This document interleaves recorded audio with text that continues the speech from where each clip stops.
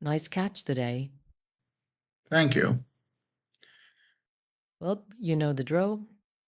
Start from the beginning. Well, I was driving to my father's farm from an art class when I suddenly heard a booming sound or an explosion sound. I looked up from my vehicle and I saw something crash land nearby, and one of our interceptors speeding away. Then I got a call that an extraterrestrial spacecraft landed nearby. Alright then, I said I'm in pursuit, and I drove off the main road and into farm country. And what is this? The coalition is willing to pay for the plasma blast holes in my car, but not the other damage? That damage did not happen on site and could have been avoided. I'm sorry, there was a crashed craft with possible pilots needing medical attention, and if it wasn't for that craft, I wouldn't be there.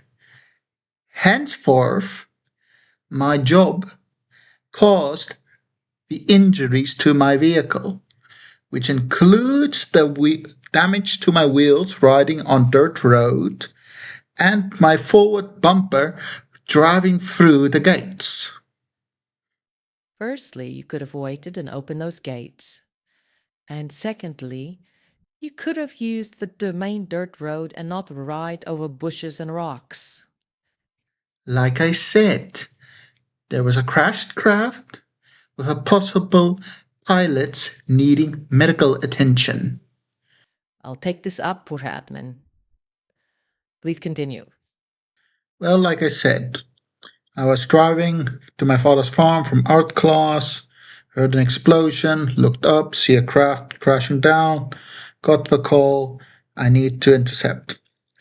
I went through the farmland, drove over rocky terrain, bushes, flattened a few, I call it, gates. I hope those are repaired. Yes, any damages caused by an agent is covered by the coalition. Doesn't that include vehicle damages? Like I said, I'll take this up with happening. Continue. Well, I got to a rocky area. I drove up to the crashed craft, and it was a small size. I'd say roughly the size of 4 garages. And yeah, I'd say 4 garages. And I wasn't really thinking, I only saw a crashed craft with a possibility of a pilot needing medical attention. I didn't even grab my pistol, I just grabbed a medic bag and I hopped out of the vehicle and started running to the craft. And from the fire and smoke, I saw the pilots. They were 3 insectoid-like creatures. And I just screamed, "Coalition! Does anyone need medical attention?" And right at that moment, those insectoids saw me. They grabbed their rifles, pointed at me, and started firing. Didn't you see they were armed? Not really. I don't have 20/20 eyesight, plus I didn't worry about my own safety. I just saw someone or something needing help, medical attention. Once those weaponry were raised at me, I just dropped to the ground, making myself a smaller target. And suddenly these beams started hitting around me. Thank God for the crash, because they seemed a little, how do you say, one say concussioned or drunk, probably because of the impact of the crash, because Their aim wasn't all that great. They were hitting around me, but not really at me. And I just laid flat and started Metal Gear Solid rolling back to my vehicle. When I got to the vehicle, I got behind the engine tank of my car and I just saw slices or pieces of metal of my car just flying and smelling melted metal and plastic. My car's cover wouldn't hold much. So I opened the driver's seat car, grabbed my pistol, and started returning fire. But I know that wouldn't last. They had a firing line, I couldn't really get a clear shot. So I went for plan B. I went back into my car, grabbed my tactical response bag, and took out 2 smoke grenades. Smoke grenades. That's an interesting item to have on your everyday carry. I love smoke grenades. They're the best item to have to blind the enemy and to sneak out when things get rough. Remember, my specialty is stealth. Right. Continue, please.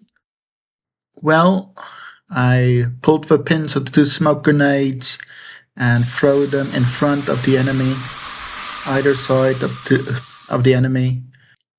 Smoke popped up and started to blanket the battlefield. Luckily for me, those insectoids were continuing firing in my general direction, so I had an idea of where they were. So I crawled away from the car, around the smoke, until I came on the back of the UFO. I went on top of the roof and slowly but surely sneaked right to the edge where those 3 insectoids were firing from. I stood up, took my pistol, and shot a few rounds right above their heads. Collision protocol. Warning shots first. So each insectoid, I shot 2 rounds just above their head, just in front of them, to scare them. After I finished my last 2 shots, the first one instantly turned around, and I had no choice. I had to shoot him. Luckily, a non-lethal fire. I managed to graze him in the shoulder. The other 2 weren't so trigger happy and just moved their heads back, and I just said, "Drop 'em, boys," and commanded them to lay on the ground. The 2 non-injured insectoids dropped their rifle blasters, kicked it away, their talons behind their heads. They laid on the ground. The other one was using his talon to clutch the wound. I have to admit I was a bit nervous. The smoke. Those grenades have a extremely high amount of smoke it can produce. And if those smoke covered those 2 insectoids who were not injured, and I could lose sight of them, they could scurry away and do the exact same tactic I did on them to me, come up behind me and shoot me. Luckily for me, I heard helicopter sounds coming from the horizon, and tactical response helicopters, coalition tactical response helicopters, landed, and one of the helicopters with shining spotlight saw me, moved in a little bit, and the propellers from the helicopter, the wind compression, cleared away the smoke, giving me a clear line of sight of the 3 insectoids. One of the choppers landed, and a tactical response unit moved in, restrained the 2 non-injured insectoids, and gave the 3rd one medical treatment. We moved into the craft and realized that these three were weapon smugglers. We found multiple crates containing all different types of weaponry. I felt like a child in a candy store. You know, I love weaponry and more importantly, like to see how they differ from our weaponry because each species on their own planet developed differently. Some used crystals to power their cars, others used wind power to power their cars. We burned stuff to make our cars push forward, which means each creature had its, or each alien species had its or his, hers, whatever's own way of evolving to the point of where they are now. So yeah, the weapons we managed to confiscate. I saw this rail cannon crossbow. I saw some type of crystal catapult type weapon. A weapon that melts down trash and use some type of air combustion to launch it. I saw the standard weaponry, plasma rifles, beam weaponry. Uh, yeah, it was very interesting to see the different type of weaponry. I have to admit, I am a little bit concerned. More and more extraterrestrials have been smuggling weapons onto Earth. Might be leading up to some type of war or conflict. I advise you to report this to the higher ups so we can get a beat on this before this get out of hand. I'll immediately alert the higher ups and have extra patrols out and have extra security on monitoring what comes in and out of God Earth. Thanks. Now then, you know the drill. What went right, what went wrong, and whether you would have changed.